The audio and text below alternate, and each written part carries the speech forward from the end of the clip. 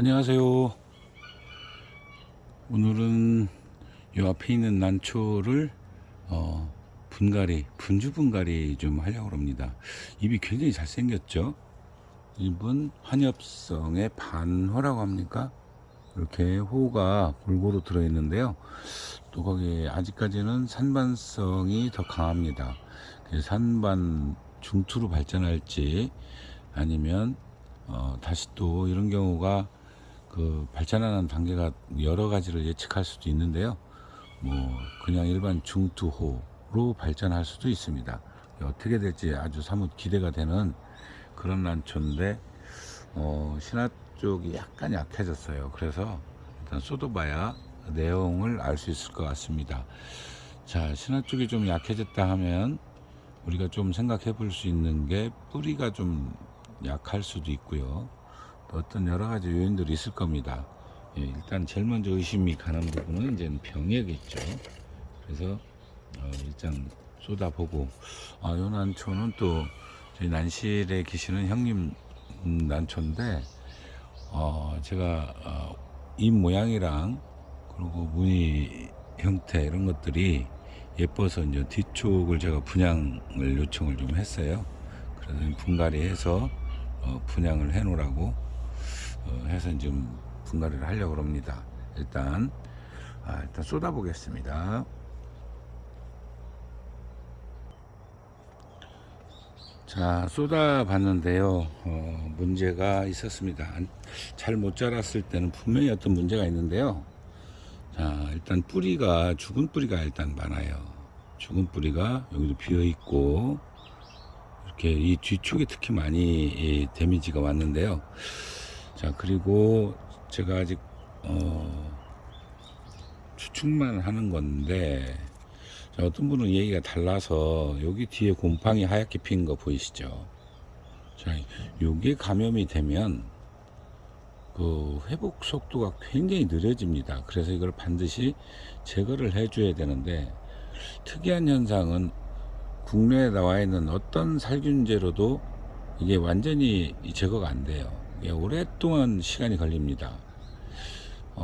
꽤 오래 걸리거든요. 그리고 제가 이 감염 중에 다른 건 어지간한 건 다 치료가 되고 예방도 되는데 요건 예방은 가능해도 치료는 거의 되지 않는 그런 거를 볼 수 있거든요. 어떤 분은 이거를 또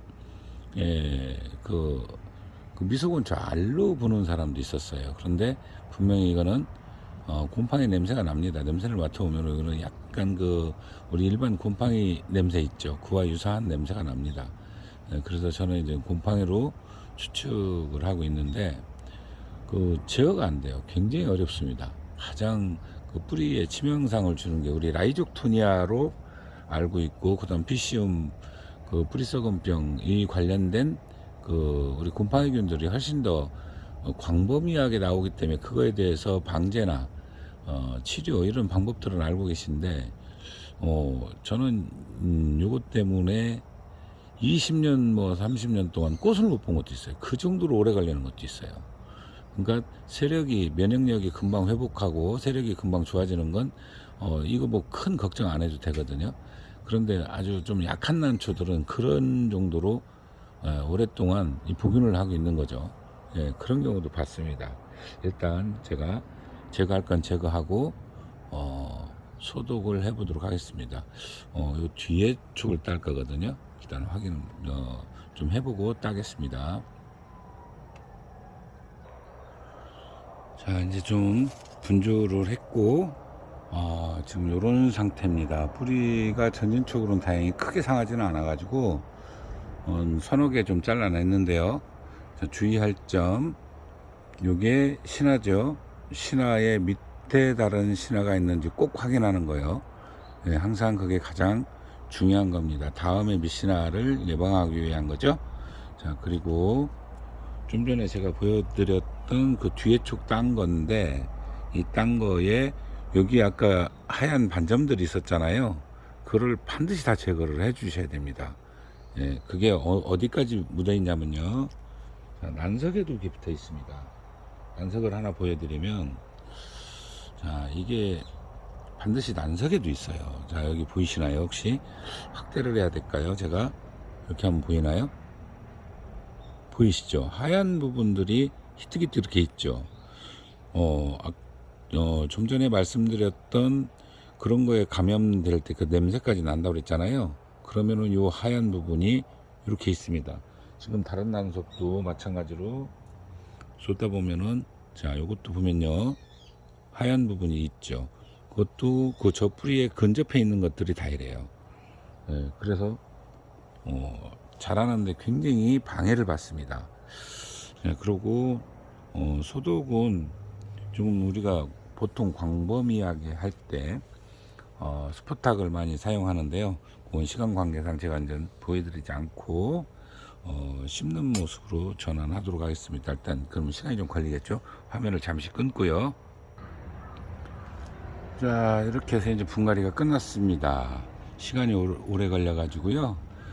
좀 화면을 끊었다가 다시 이제 열었는데요. 자, 그러면 이제 주의할 점, 가을 분갈이하고 봄 분갈이 차이점을 좀 말씀을 드릴게요. 그 몇몇 분들이 가을 분갈이 실패율이 높다 이렇게 말씀하시는 분이 있습니다. 반면에 또 봄에 하는 분갈이가 또 실패 확률이 높다라고 하시는 분도 있어요. 근데 제 생각에는 둘 다 가장 중요한 부분을 생각을 하셔야 됩니다. 가을 분갈이는요, 봄 분갈이하고 큰 차이는 없습니다. 다만 영양을 축적해뒀던 걸 겨울에 이제 유지하고 봄에 나올 때 안 한 것보다는 분명히 어려울 겁니다. 그렇기 때문에 특별한 관리가 더 필요하다고 하는 거고, 자, 우리 또 봄에 분갈이 하시는 분들은 어떻게 하죠? 난실에 들어오는 그 횟수를 보면요, 봄과 가을하고 차이가 많습니다. 봄에 예를 들어 일주일에 3번을 오신다면 가을에는요, 일주일에 1번 오기 어렵습니다. 그러다 보니까 어떤 문제가 도출이 되느냐면요, 물 주는 횟수가 줄어들어요. 물 주는 횟수.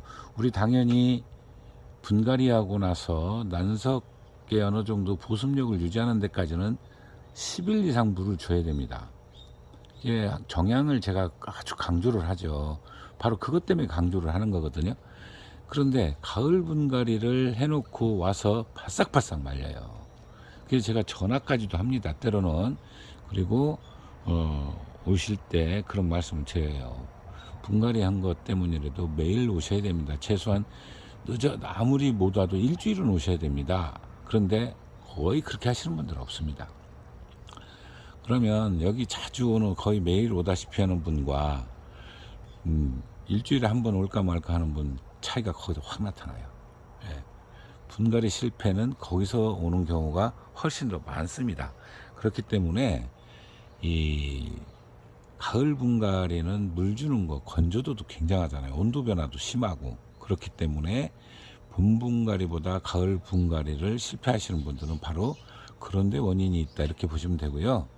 봄 분갈이는 거의 이제 관심이 많을 때잖아요. 그러니까 자주 오니까 눈에 띄니까 줄 수밖에 없습니다.